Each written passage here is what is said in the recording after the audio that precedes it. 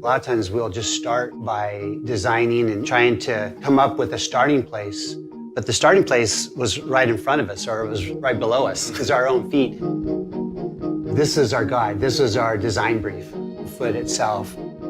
Everybody knows how many muscles, how many tendons and ligaments and bones, but what are they actually doing when you're in motion? Sports Research Lab looked for that, and it wasn't even out there.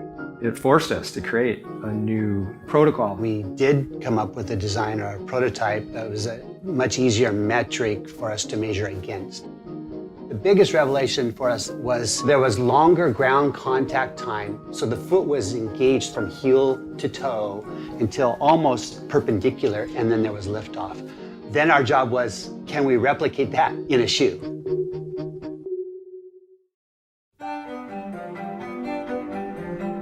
This became kind of the metaphor for this notion of more natural movement.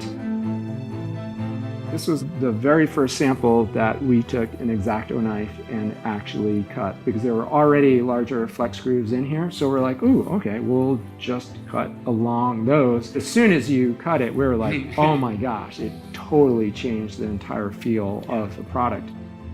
Then the question was like, how many sites? How deep do you go?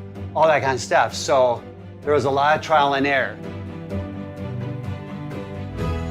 This just feels like a very nice modern evolution that feels much purer to some of the original insight. We're seeing a lot of the same kind of movement we had in the OG, but obviously in a new modern form, which is really cool. That's the way it should be. 15 years ago, we were at the beginning of learning about natural motion. What also will help us going forward in the future is continuing that learning about natural motion, about the barefoot itself. That will come back to inform the shoe of the future. Free represents a deeper dive from both a science and an art perspective that was a unique moment in time, but also paved the way for future design of natural performance products. I think we're just starting to scratch the surface of what's possible.